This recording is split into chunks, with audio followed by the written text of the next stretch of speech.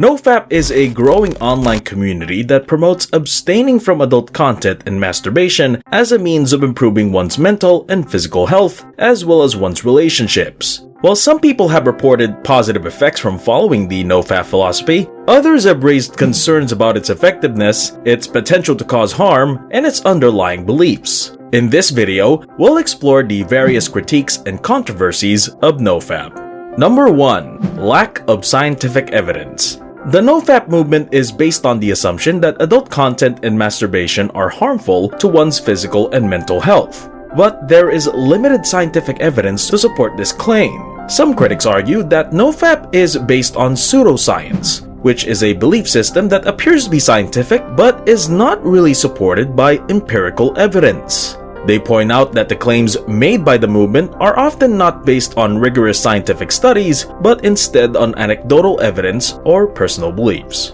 Number 2. Shaming and guilt. The movement promotes the idea that adult content and masturbation are inherently bad, and that those who engage in these activities are morally or spiritually deficient. This can lead to individuals feeling ashamed of their sexual desires and behaviors, which can have negative consequences for their mental health. The NoFap movement can also create unrealistic expectations around sexuality and sexual performance. By promoting the idea that abstaining from adult content and masturbation will lead to a better sex life and increased virility, the movement may create pressure on individuals to live up to these expectations.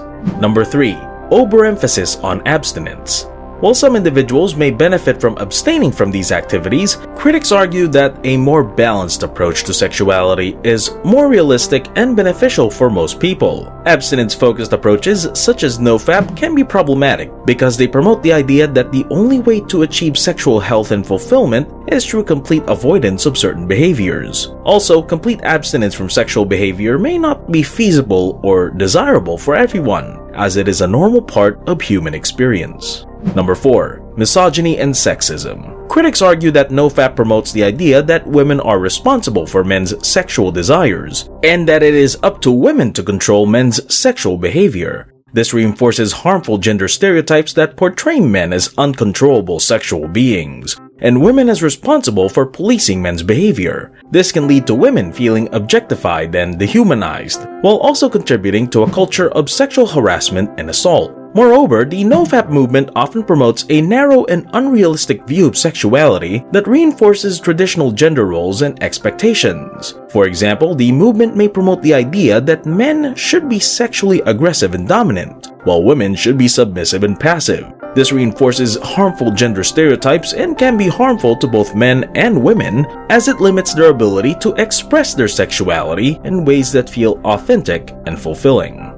Number 5. Lack of inclusivity. The movement often promotes a narrow definition of masculinity and sexual desire, which can be exclusionary and harmful to marginalized groups. For example, the NoFap movement may promote the idea that real men do not engage in certain sexual behaviors, which can be particularly harmful to those who do not identify with traditional gender roles or who have diverse sexual identities. This lack of inclusivity can perpetuate harmful stereotypes and contribute to a culture of discrimination and prejudice. Moreover, a lack of inclusivity can limit the effectiveness of the NoFap movement, as it may not address the unique needs and challenges faced by diverse groups of individuals. This can result in individuals feeling unsupported and discouraged from seeking help and support.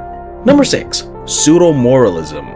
NoFap promotes the idea that adult content and masturbation are inherently harmful and immoral, and that individuals should strive to avoid them in order to improve their physical and mental health. Individuals who do not conform to traditional sexual norms or who engage in non-traditional sexual behaviors may be stigmatized and shamed by the NoFap movement. The pseudo-moralistic approach promoted by NoFap can be harmful to individuals who might be struggling with issues related to sexuality and sexual expression. This approach can lead to a narrow and rigid view of sexuality that does not take into account the unique needs and experiences of each individual. Number 7. Overemphasis on masculinity. NoFap is often associated with a hypermasculine ideology, which promotes the idea that individuals who abstain from adult content and masturbation are more manly and in control of their sexual desires. This can be problematic as it can reinforce harmful stereotypes around gender and perpetuate harmful notions of what it means to be a quote-unquote real man. For example, individuals who do not conform to traditional gender roles or who do not identify as male may feel excluded and unsupported by the NoFap movement. This can perpetuate harmful stereotypes and discriminatory attitudes.